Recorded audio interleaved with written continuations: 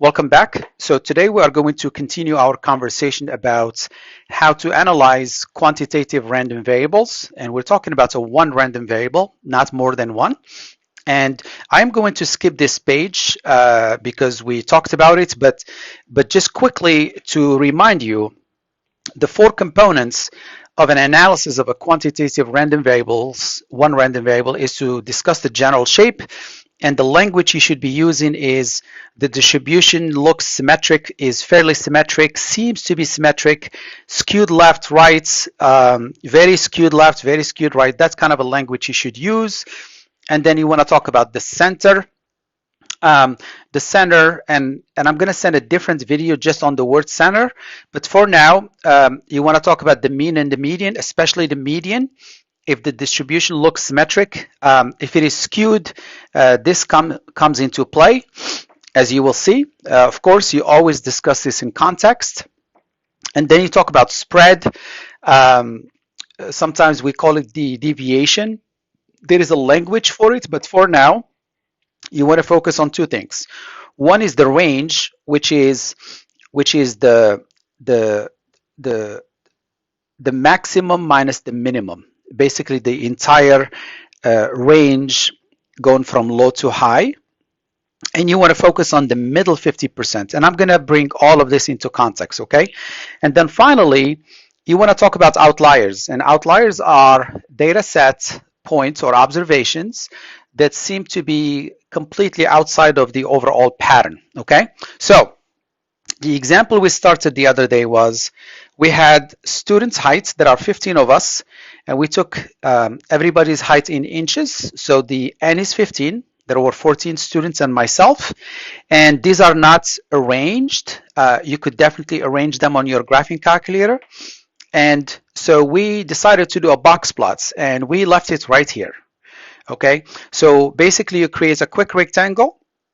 This line segment here represents Q1, which is the 25th percentile, okay, 66, and then Q3 is 72, which represents the 75th percentile. Q2 is basically the median, which is the middle number after you arrange your observations, turn out to be 70. Now, since this is 6, and this is only 2 units away, so this should be 2/3 away from here and 1/3 away from here. So just use a little bit of common sense. Don't put the median here or here. Okay, it should be somewhere in here. And then you extend this line to the maximum, and you extend this line to the minimum. So that's your minimum, that's your maximum. What I want to see in a box plot are a couple of things. One is the title, then this rectangle with the extensions, including the median, and 5 numbers in black, representing the 5-number summary, okay? And of course, the name of the axis. What is this 70 measuring? It is measuring students' heights, and make sure you don't forget the units. It's in inches. Now I put this in green to remind you that you don't have to write those things in green. I'm just showing you what these numbers stand for because I'm teaching, but I don't want to see this green stuff, just the stuff in black, okay, including the title, okay? Now, how do we do the analysis of this one quickly? We discussed the distribution, and we said it is fairly symmetric, maybe perhaps slightly skewed left. It's very hard to see because this median is not here. So 50% of the data goes from the minimum to the median. So 50% of the observation are sitting right there, and 50% are here. So these people here have less space, but they have the same number of data points, so they're a little more concentrated, and these are more spread out a little bit. So it's slightly skewed left. Don't say right, because the mean is going to be a little bit to the left of the median, as you can tell. You can calculate X bar using the stat edit. Stat calculate one variable stats. We got all these numbers. The very first number we had was X bar, and that's the mean. Or the arithmetic mean, okay? So that was the very first piece. The center, the median height is 70 inches with a mean a bit smaller. I didn't write the number, okay? Make sure you put, this is in inches, not inched, sorry. Inches, oops.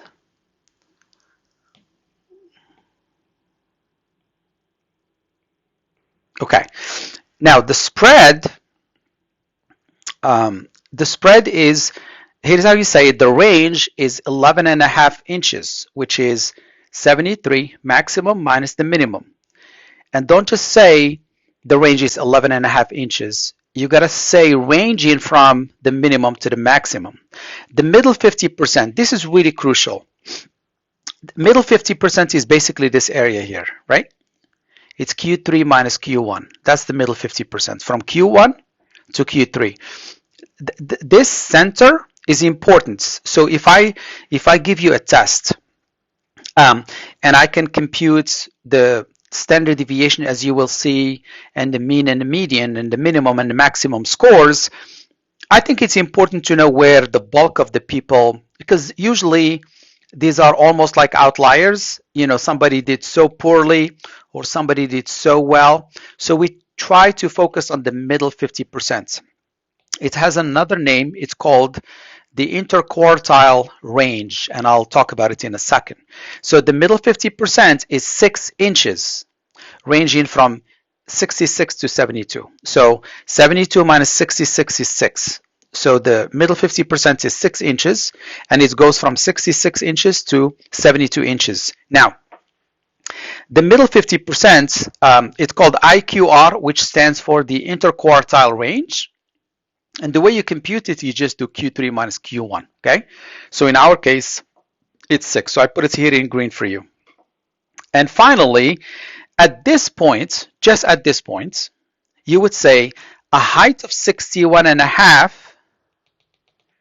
The next one, I believe, is 64. What is 64? I saw it. Here it is. That's the next lowest height. Now, 64 is somewhere in here, right? Somewhere in here. So that's okay. But this 61.5 is a potential outlier. At this point, that's all you could say. A height of 61.5 is a potential outlier. You're not sure. If I were to ask you, is 61.5 inches an outlier? Probably half of you would say yes, and half of you would say, I'm not sure, maybe not, okay? Well, there is a way to do it. So at this point, this is all you say. But in the next page, we're gonna address this better. So you don't wanna just say potential outlier. We wanna actually figure out if 61.5 is an outlier or not, okay? Now, when you do the analysis, you could have 4 bullet points if you want, or you could freely write in nice sentences, okay? It has to flow though, but make sure you address those 4 things. That's the key. I don't care if you want to use bullet points or a paragraph kind of a statement that flows. What is important is to make sure you address these 4 things. Please do not begin with this or that or that. You begin with the shape, okay? You always begin with the big idea, and then you can go into the details. Generally, this is the order. These don't have to be in order, but you definitely want to begin with the shape. I don't want to talk about outliers if I don't even know the shape. Makes sense? So make sure you begin with the shape, okay? Now, how do we decide on outliers? How do we decide? We have a mathematical way to do it, and here is the deal. So let's go back here. What are we going to do? We're going to try to find a cutoff for outliers. In other words, let me go here. We are going to, so here is my data. Okay, here is my data in order, let's say, okay? I'm going to figure out a cutoff. Let's say the cutoff is here. If the cutoff is here, then this would qualify as an outlier. This is called the lower cutoff. From the right-hand side, if the cutoff is, let's say, here, upper cutoff, then both of these will be outliers. But if the cutoff is here, then there is no outlier. And if the cutoff is here, then there is no outlier from this side. Make sense? So what I want to focus on is, what is the cutoff? What is the cutoff?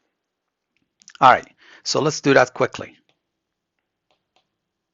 So here's how you compute the lower cutoff. You take Q1 and you take away 1.5 IQR. I like 3 over 2 because I can easily simplify. 6 over 2 is 3, and 3 times 3 is 9. I don't want to multiply 1.5 by 6. Okay? So Q1 minus 1.5 IQR. We already computed IQR. It's Q3 minus Q1. It's 72 minus 66, which is 6. So you just plug that in here. I got 57 inches. So the lower cutoff is 57. Now we know 57 is here. So 61.5 is not an outlier. Okay? In fact, this is the only number we were worried about, right? Nobody was saying, oh, maybe 73 is an outlier.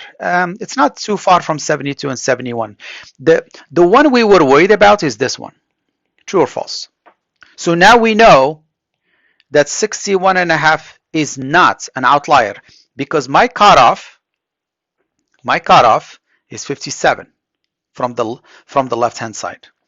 The upper cutoff, instead of writing Q1, you write Q3, and now you add the same quantity.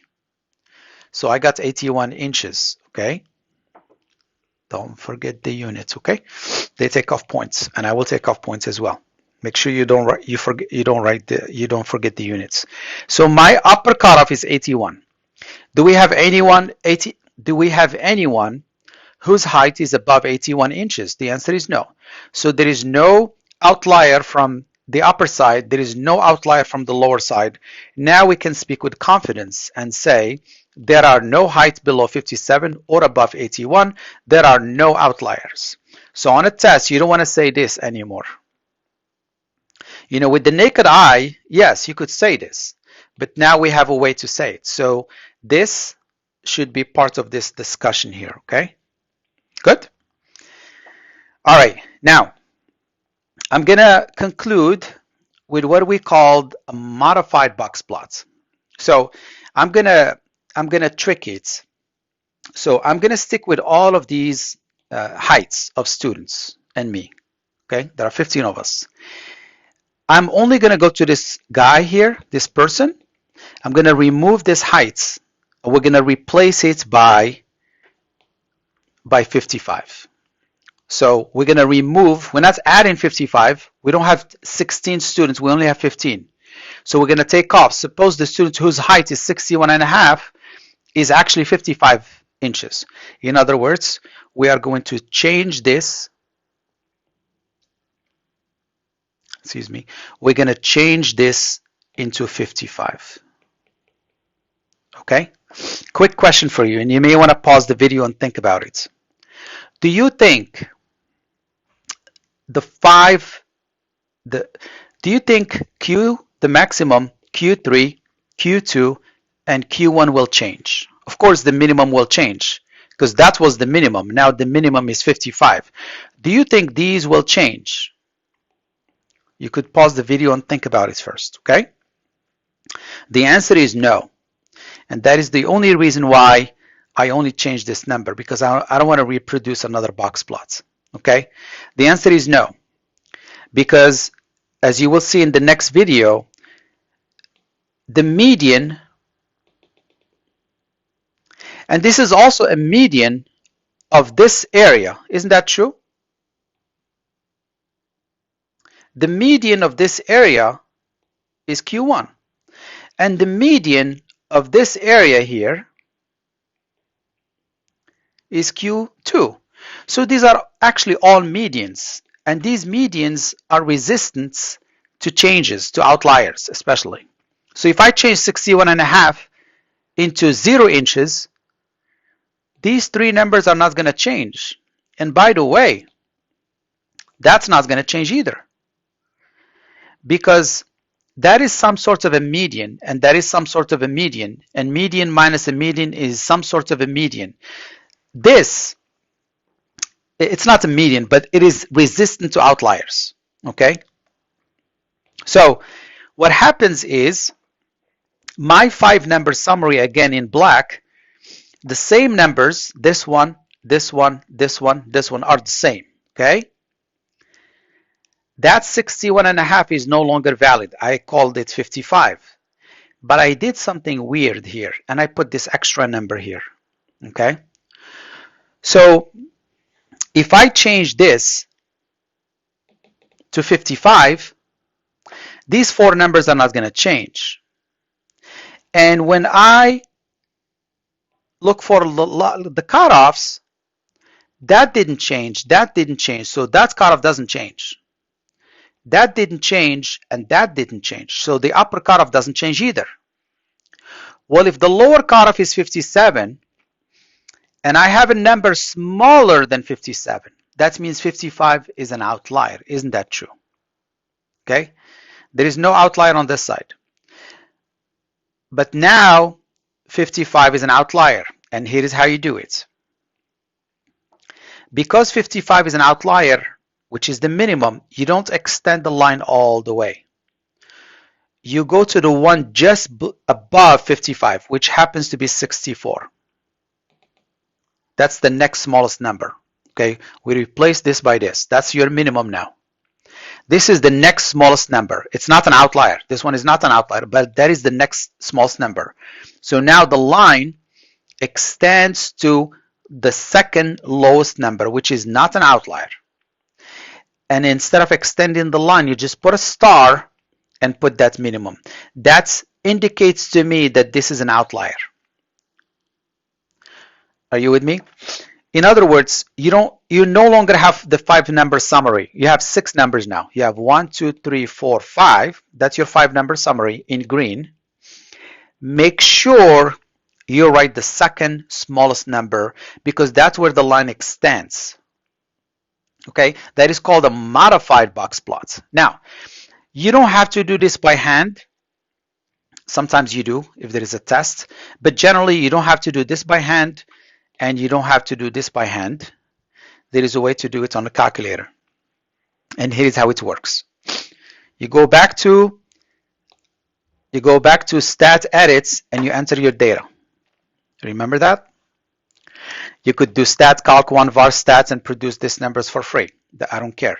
But as soon as you do this one and all the data is here under L1, which you should still have on your calculator, what you do is you go to your calculator and click on the second function y. Y is at the very top left-hand side. You know, like y equals to enter a function. Second y. You're going to see stat plots. I want you to turn on any plots. I chose plot 1. When you turn on plot 1, you're gonna see a window. You're gonna see like 6 little graphs. Don't worry about those 4 graphs in green. I want you to focus the ones in blue, and I call them X1, X2. Okay. This is the modified box plots, and this is the non-modified box plots. So if you click on this one, you're gonna get the box plots we did before. If you click on this one without changing the numbers, you're still going to see the same one you saw here because there was no outlier, right? There was no outlier here. So whether you do a box plot or a modified box plot, it's going to look exactly like this. But if I change this number into this one, if you do a box plot, you're going to see something like this with 55 instead of 61.5. If you click on modified box plots, this one, you're going to see something like this. Okay, so that's how you differentiate between the box plots and modified box plots. One more time. If there are no outliers, the box plot will look just like the modified box plot. Only if there is an outlier that you see a difference. Does that make sense? All right, so I'm going to end the video here, and I will talk to you later.